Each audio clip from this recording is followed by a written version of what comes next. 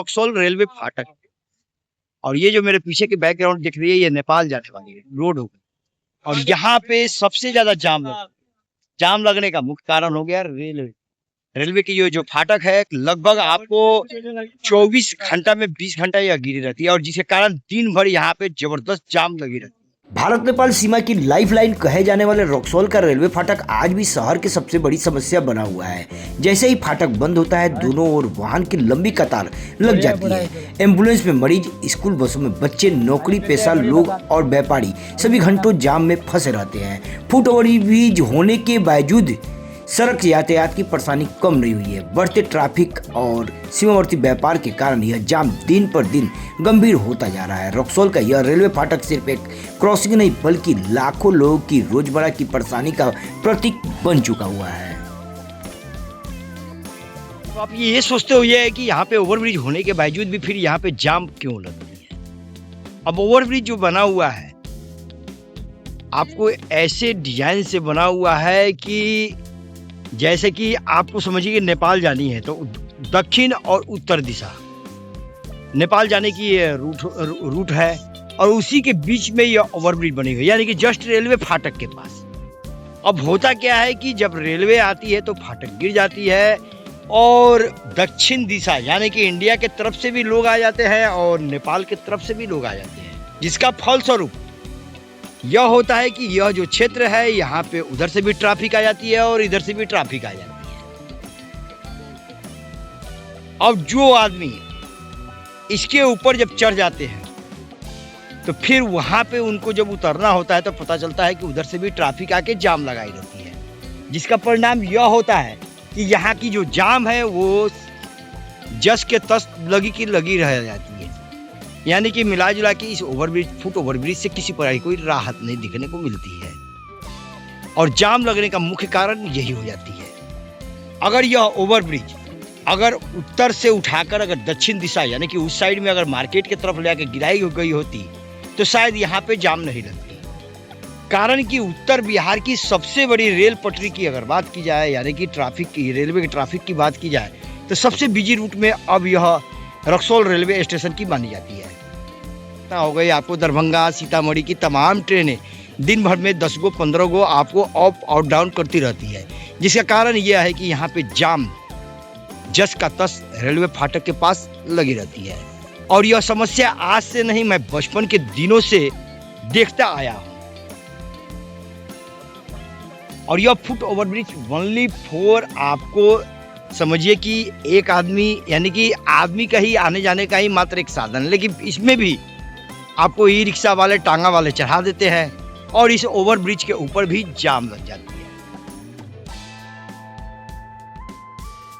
तो इस ओवरब्रिज का मैं भ्रमण करता हूं और आपको दिखलाने का प्रयास करता हूं कि आखिर ये कैसे है और किस प्रकार से बनी हुई है और क्यों यहाँ पे जाम लगती है। चलिए मैं आपको समझाने का प्रयास करता हूँ।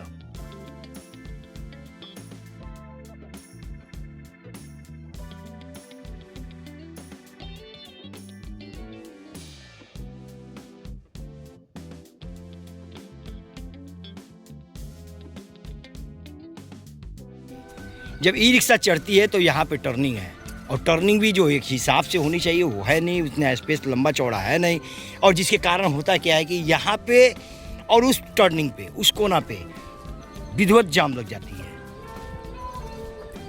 घंटों घंटों यहाँ पे जाम का समझिए कि यहाँ के लोगों का इसका प्रकोप झेलना पड़ता है।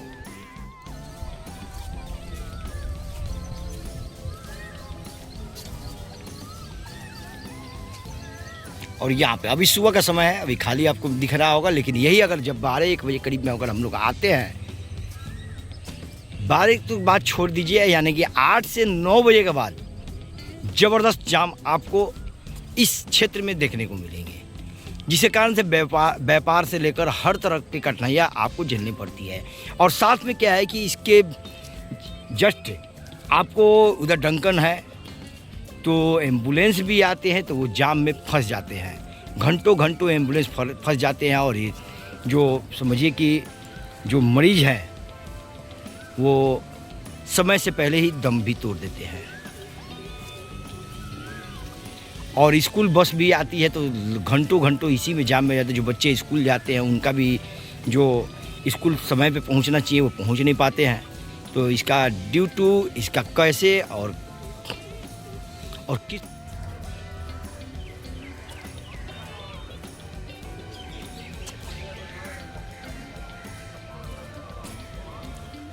और यह नेपाल जाने वाली, अभी तो इधर से नेपाल ट्रक नहीं जाती है, लेकिन इधर ट्रांसपोर्ट कॉलोनी है और इस साइड में ट्रक भी आती है। और यही सब कारण है यहाँ पे जाम लगने का मुख्य कारण। और जहाँ से चढ़ती है वहाँ पे फाटक यहाँ पे गिरती है। अब यही दबाव, ट्रैफिक दबाव के कारण यहाँ पे अक्सर इस साइड और उस साइड में जाम लगी रहती है। यहाँ पे क्या है कि रेलवे की वॉशिंग पिट भी है, साथ में वो जो आपको आगे की तरफ दिख रहे हैं जो वहाँ पे तमाम रेलगाड़ियाँ लगी हुई है, यहाँ पे वॉशिंग शेड भी है। तो गाड़ियाँ वहाँ से जब निकलती है तो इसी ट्रैक पे अप और डाउन करती है और फिर प्लेटफार्म की तरफ जाती है। तो जाम इसके कारण भी लगती है। घंटों घंटों तक ट्रेन की जो गाड़ियाँ हैं अप और डाउन करती है और प्लेटफार्म की तरफ जाती है। तो जाम का मुख्य कारण ये भी हो जाती है। आधा घंटा हुआ नहीं मुझे इस फ्लाईओवर के ऊपर चढ़े हुए।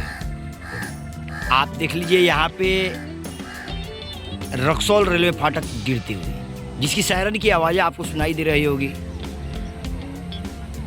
अब देखता हूँ कौन सी ट्रेन यहाँ से क्रॉस कर रही है।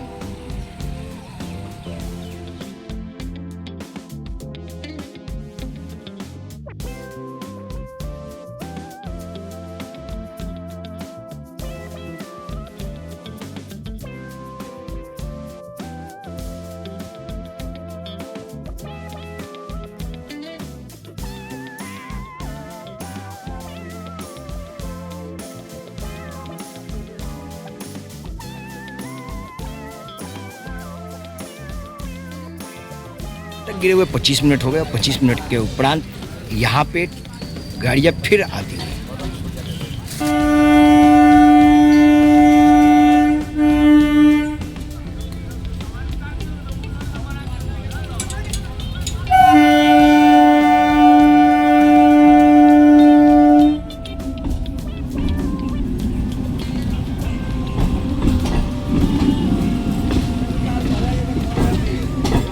और इस समस्या की बात करें तो आज से नहीं जमाने से यहाँ पे यह समस्या इस रक्सौल में जाम की एक प्रकोप यानी कि एक वायरस की तरह मानी जाए तो